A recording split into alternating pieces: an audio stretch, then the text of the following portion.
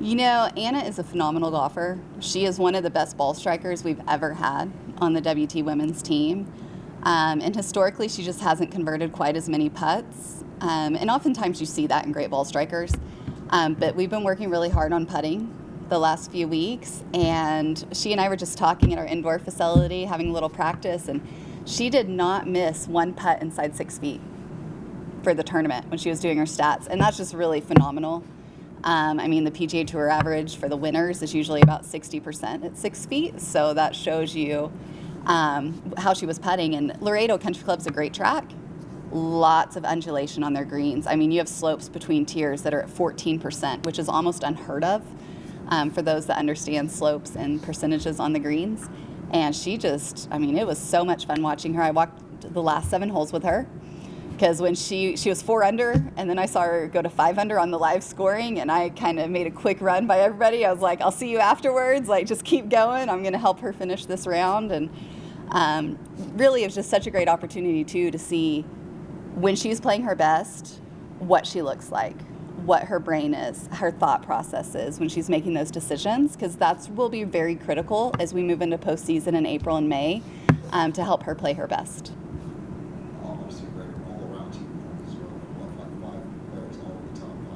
Yeah. Yeah, so I mean, we had 5 girls that were T5 and above, including Anna's win. Gam was second. What I love so much about this team is we have 8 girls on it, and we never know who our top 5 are really going to be. And there are a lot of college coaches that don't like to take individuals, because sometimes you have your individual go and outshine, like Liv Romer did. I mean, she was playing individual and, you know, finished amazingly well, I think 4th. And I'm just so glad that WT, I have that opportunity and that freedom to take the individuals, and that we're able to fundraise extra money, because there is a cost to that. And just how our donors give, I'm able to do that. And I think it's really huge for the program, because it highlights how great all the players are and gives them that opportunity. But yeah, I think all the other coaches were a little bitter when they see WT at the top of the leaderboard. Because usually, like with programs, you'll like have one girl from a team and then the other girl's number 1 player. But like I alluded to, like, we don't have a number 1 player. I mean, stroke average, it is Gam Song Prasert. She got second, 2-time All-American so far. She's a junior eligibility. But I mean, last year we had 4 All-Americans. So they're doing great, and I'm really looking forward to the rest of the season. So next week you're Houston, but it's hosted by UCO. Kind of weird. What do you expect? We're really looking forward to going down there. Last year was our first year to play that event. UCO followed us, like we host in Tucson, you know, so we all seek the warm weather at this point, because it's nice to feel your hands when you're playing competitions. So we're going to go down to Houston, go down a day or 2 early, practice on those greens. But it's a good layout, and we did well there last year. I think we got second, if my memory serves right, and we're going to go down and try to win it, play our best. Oh my goodness, I did not see the playoff, but when we went to the indoor facility today, since we had a little bit of precipitation yesterday, a little snow, the girls were all talking about it. They're like, you should have seen it. You got to watch the replay. And I was watching the Super Bowl instead of the tournament. But it just shows the importance of putting. With Taylor winning, I mean, those 2 pressure putts to make to win, and, you know, him coming down the stretch, they were telling me all the different distances of putts made, because that's what golfers do. We geek out on all those stats and how we can achieve that as well. You guys were ranked 11th in those Clips national team rankings. How much do you kind of pay attention to that, and what do you make of that kind of ranking? So the NCAA pivoted this year, went with a different ranking system. It completely failed, to be honest. So they've adjusted some things. But for us, like, being ranked high is awesome. But when we go out there, it's not like basketball where you're playing one other team.